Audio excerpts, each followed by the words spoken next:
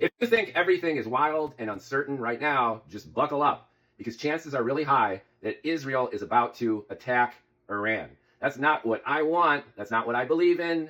It's just what I am predicting based on the events as they've unfolded over the past couple years. Number one, Israel has never been more powerful militarily. Gaza is in ruins. Hamas is weakened. Southern Lebanon is in ruins. Hezbollah has been weakened. The Houthis are being bombed by them and by us. And fairly recently, the Israelis took out most of Iran's air defense systems.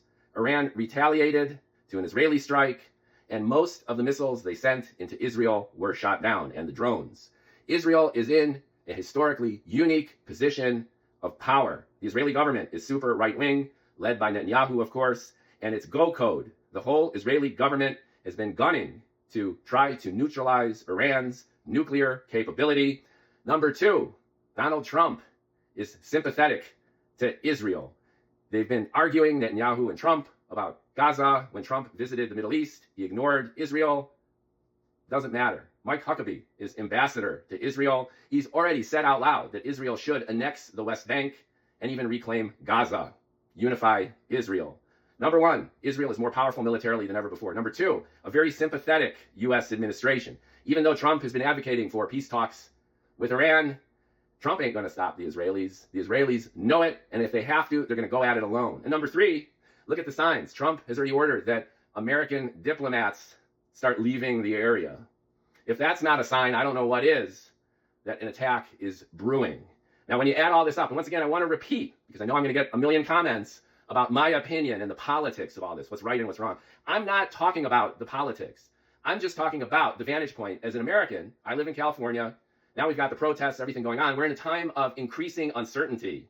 The tariffs, the economy, the protests, and civil unrest and instability. And now thrown on top of all that, it looks to me, just reading the news, that this attack from Israel to Iran is likely, and it's likely soon. And the implications of that are complicated and uncertain and really unknowable. Will the Iranians retaliate in kind? Will it escalate to embroiling Saudi Arabia and the surrounding region? Or will the attack just fizzle out? They'll hit some nuclear installations and some sites. Iran takes the heat, maybe lobs a few missiles, and then they're done.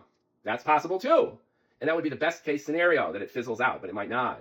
So I'm not trying to frighten people. I'm not trying to be that guy on the internet saying, whoa, spreading fake news or frightening people. I'm merely sharing my opinion that this attack looks like it's coming based on history, based on the last few years, based on the dynamic politically between the U.S. and Israel, based on the government of Israel, and based on Israel's unprecedented military superiority. Once again, I'm not an advocate of any of this. I'm not defending Israel. I'm not on one side or the other in this rant.